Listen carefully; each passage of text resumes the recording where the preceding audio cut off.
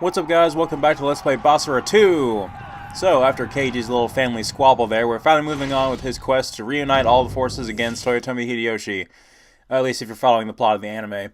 So, we now have to take on the big boss of Oshu, Date Masamune, who unfortunately, for Keiji, is one of the most stubborn and headstrong characters in this entire franchise, as we know. So convincing him of our ways is going to be really difficult. Forcing him into alliance with anyone is difficult, to say the least. So again, making parallels to the anime like I like to do. The first season, they basically... One thing I didn't like about how they defeated Nobunaga, spoilers by the way, if those of you who haven't seen it, they basically just gang up on him and then just overwhelm him through sheer force, and it just seems very silly, especially with a villain of his magnitude. So with Hideyoshi, things got a lot more complicated because Hideyoshi was not only obscenely strong, but a brilliant tactician as well, so he definitely stirred up the mix by causing the other factions to mistrust their alliances and things like that, and he definitely stirred the hive as far as Masamune is concerned, but we'll get to that when we get to that. So I will be demonstrating Masamune's gameplay later on in this Let's Play, and they definitely have made a lot of tweaks and alterations to his gameplay to make him flow and feel a lot better with the controls.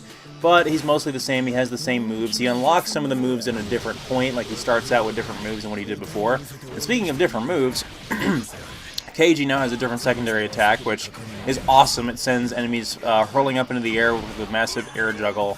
Keiji is just obscenely powerful, and it's a great way to start off this game, and it really does showcase the new improvements. So I'm a big fan of Keiji in this game. I feel like he really does showcase how great this game is. So speaking of how great this game is, we're introducing a new character, and unfortunately we have to beat him up, which is a shame because he's my favorite character in all of Basara. This is Kojiro Katakura, and he is he was not in the first game, but he has been introduced in Basara 2 as Masamune's right-hand man, or right eye, hence the Masamune's eye patch and all that. He's always trying to watch Masamune's back. He's Masamune's brilliant tactician, and he basically keeps Masamune from having his ass handed to him.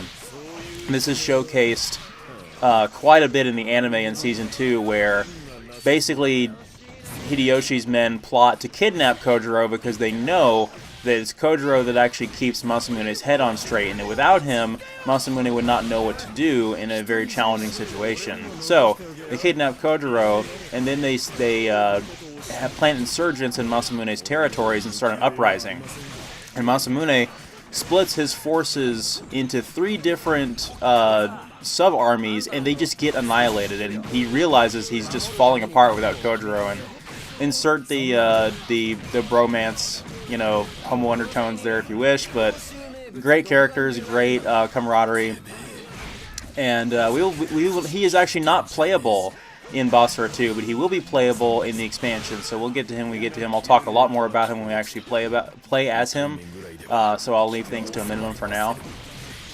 But he definitely seems like the most sort of traditional samurai type character we've fought yet, because he just uses 2 regular katanas instead of a big ridiculous weapon, or 2 spears like Yukimura. He's the least over the top of all the really over the top characters, and he's actually given us a lot of damage so far. I guess that's what I get for... We're playing this on the medium difficulty, the normal difficulty, I suppose, so that's what I get. But we almost have him.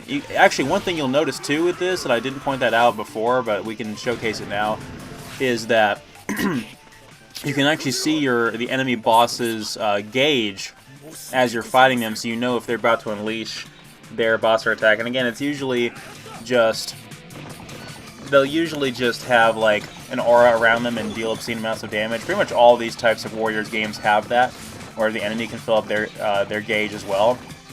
But it's not nearly as devastating as when we do it, because when we do it, it's unblockable, and unfortunately if the enemy could do that, then it wouldn't be very fair.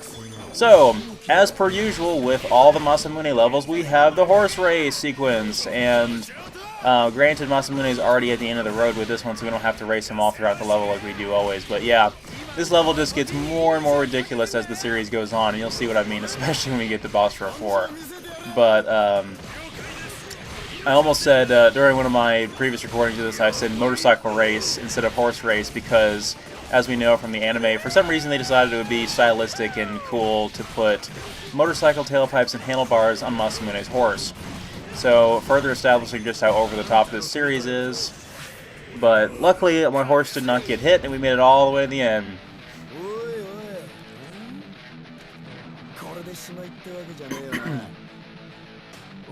So Masamune's got a, he doesn't have his stock weapons, he has the Dragon Claw things that I showed off during the Let's Play of the previous game.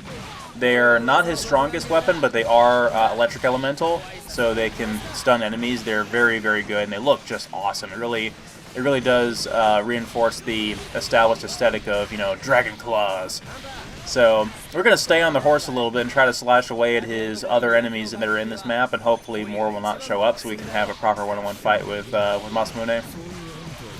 So in the anime, even in Season 1 during the battle of, I don't even remember what battle that was, the battle where Azai Nagamasa gets shot, Masamune is injured during that, and he doesn't really acknowledge it at first, but he got shot by the arquebus, and I believe Keiji was influential in helping him out during that. But earlier on, Keiji tried to come to Masamune to recruit him for their fight against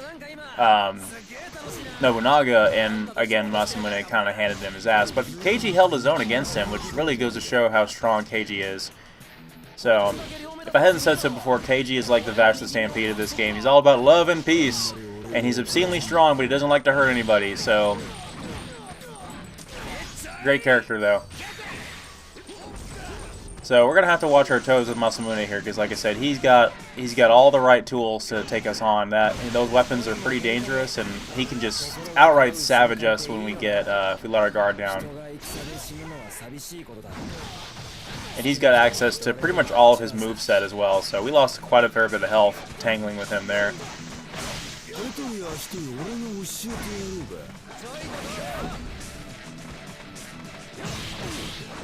Looks like there's one of those large enemies with the giant battering rams on the other side of the gate there trying to get in and attack us, but it's not working because they're all closed out, so...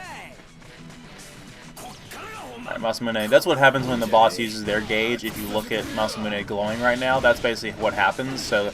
They just deal more damage and they use some of their moves that they don't regularly use. They can't use their unblockable Basara attack like we can on them, so no biggie.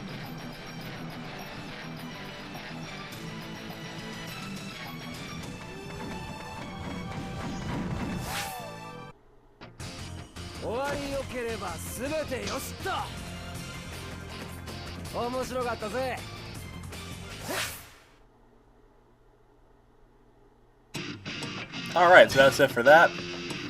Hopefully we'll unlock a new sword pretty soon. I'll be able to use that. I used a new sword in this one, but hopefully we'll be able to level